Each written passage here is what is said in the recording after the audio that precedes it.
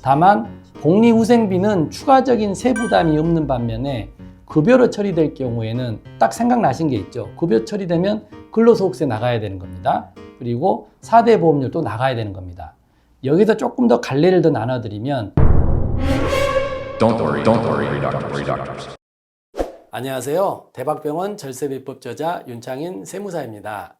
원장 선생님들의 절세 궁금증 시원하게 해결해 드리겠습니다. 도어너리 코너 진행하겠습니다.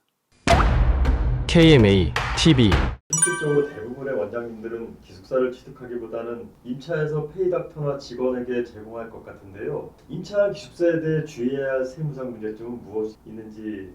네, 또 임차한 기숙사에 대해서 세금 상담 시원하게 설명을 드리겠습니다.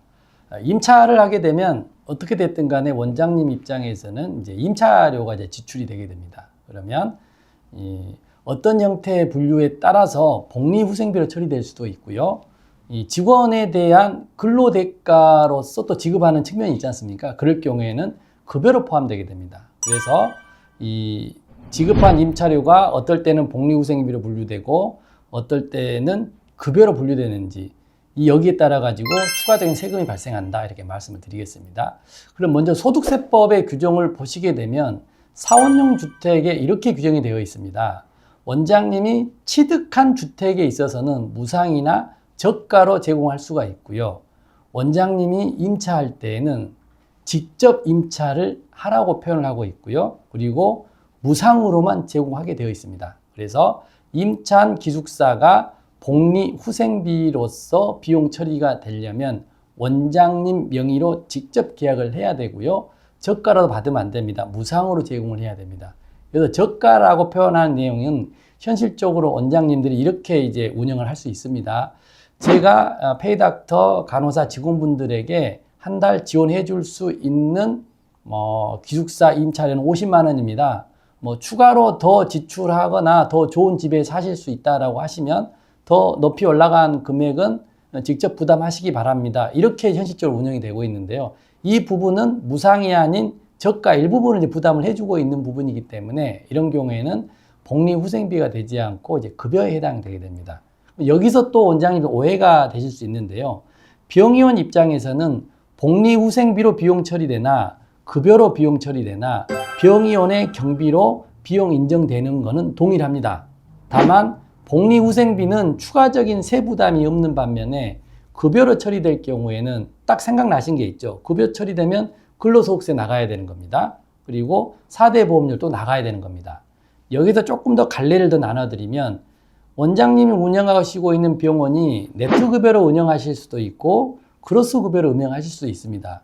여기에서 급여로 분류되는데 원장님이 네트급여를 운영하고 있으시다라고 한다면 결국 추가적인 세부담은 다 원장님 부담을 하셔야 되는 거고요. 크로스급여로 운영하고 계신다라고 하면 다행히 근로소득세는 직원이 다 부담하는 거고요. 4대 보험료의 법정 50% 절반만 부담을 하게 되는 점인 거죠. 그래서 다시 한번 정리를 해드리면 이 임차한 기숙사가 복리후생비로 분류되기 위해서는 원장님 명의로 직접 계약 체결을 해야 되고요. 그리고 저가가 아닌 무상으로 전부 제공을 해야 됩니다.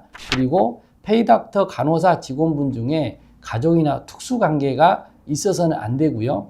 그리고 해당 이 기숙사에 이 페이닥터 간호사 직원이 아닌 제3자, 어떻게 보면 좀 인간적인 면에서는 근무하고 있는 페이닥터나 간호사 직원의 다른 형제분이나 이런 분들이 조금 살게 해주실 수도 있는 것 같은데 세제사항으로는 페이닥터 간호사 직원 이외에 다른 제3자가 살고 있는 경우에는 사원용 주택이 되지 않습니다. 이런 부분을 좀 염두하셔서 추가적인 세 부담 없이 올곧이 지급된 임차료가 복리후생비로 비용 처리가 된다라고 하시려면 방금 말씀드린 조건을 유지를 하셔야 되고요. 설사 이런 조건이 입에된다 하더라도 급여로서 그 해당 페이닥터 간호사 직원에 대한 급여로서 처리가 되기 때문에 일단 병의원에 경비 처리되는 것은 맞고요. 추가적인 이제 부담이 있는데 크로스 급여를 운영하고 계신다라고 한다면 추가 지출을 최소화할 수 있다. 이렇게 설명을 드리겠습니다.